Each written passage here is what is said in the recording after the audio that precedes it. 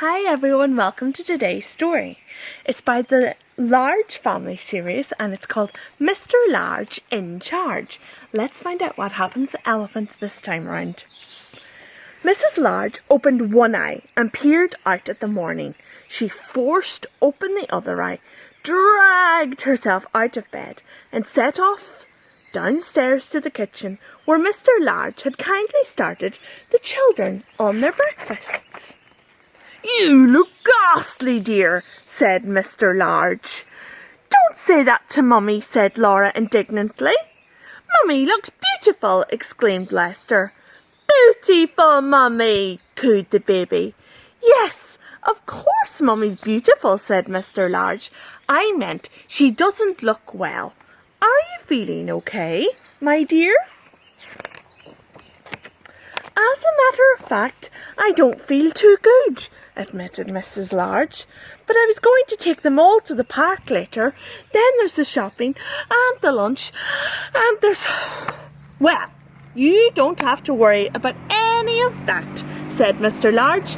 "It's the weekend, so I'm in charge. Go on, back to bed with you. We'll take care of everything. Won't we, kids?" "You bet," yelled Lester. Mrs. Large trudged back upstairs, clutching a nice hot water bottle, and sank back into bed, which was still warm. "What a treat," she said. Downstairs, Mr. Large was organising his troops. "Right, men," he commanded. "We're not all men," said Laura. "Oh, you know what I mean," said Mr. Large. "Well, troops, then all right. I'll take the worst task, that's the washing up. Lester, you can tackle the hoovering. Luke, picking things up the floor. Laura and the baby, general dusting and cushion plumping. Quick march, 1, 2, 1, 2, off you go."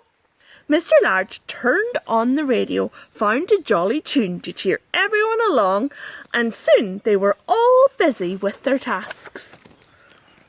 Upstairs, Mrs. Large was jolted back from the brink of sleep by the astonishing amount of noise blasting up through the floorboards. She listened anxiously for a while, but could soon tell that they were mostly happy noises, so she wedged a pillow round her ears and decided to ignore it.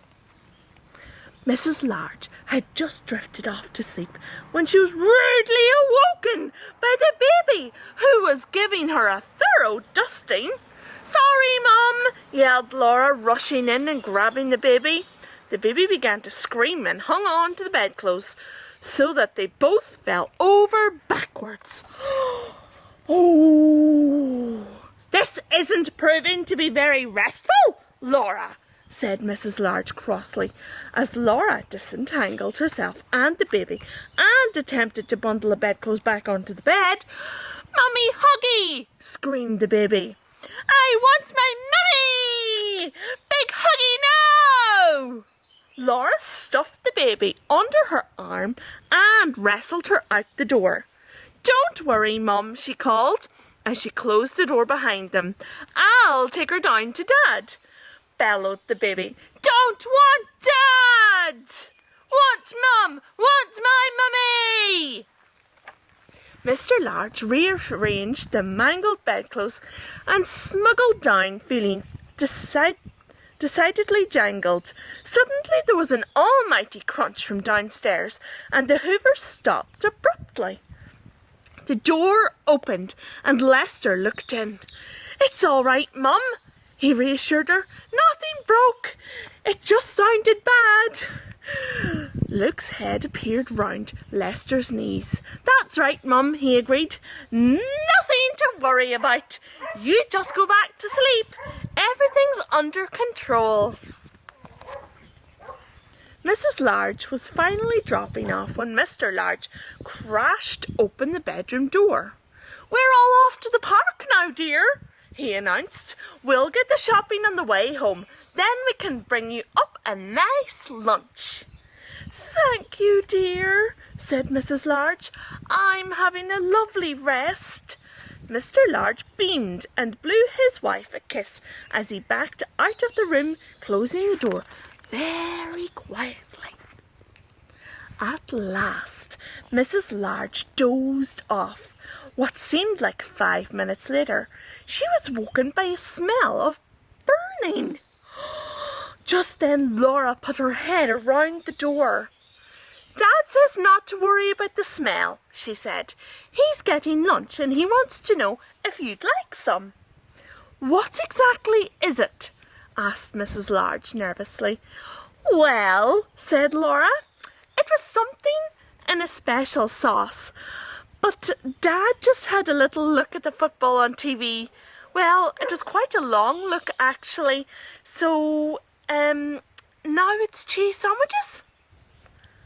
"I think I'll carry on sleeping. Thank you, dear," said Mrs. Large.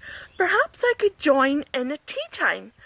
"Righto," said Laura, slamming the door as she rushed off to tell Dad. Mrs. Large closed her eyes and tried to relax. What seemed like 3 seconds later, the door crashed open again and all the children came charging in. "We're going to play football with Dad!" yelled Lester. "In the garden," said Luke. "No," said the baby. "Are you feeling a bit better?" asked Laura. "Mummy better?" asked the baby. "Big huggy?" "A bit better," said Mrs. Large. "You go and have fun with Daddy, and perhaps I'll be all right later on." Big huggy?" wept the baby, as Lester scooped her up and carried her out. "Big huggy! Mummy, no!" "Don't worry, Mum," said Laura. "She loves football once she gets going." The door slammed shut for the 100th time. Mrs. Large winced and slithered down under the covers. Joyful sounds came drifting in from the garden, and Mrs. Large smiled contentedly. 5 minutes later, Lester burst into the bedroom. "Dad says where are the bandages?" he yelled. "Don't worry, Mum. It's not the baby. Dad tripped over the rake." "They're on top of the bathroom cabinet," said Mrs. Large weakly. After a while, the door opened again, and Mr. Large came in carrying a tray laden with tea and cakes. The children sneaked in behind him and lurked. The baby didn't lurk for long. She climbed grimly onto the bed and clasped her mother round the neck.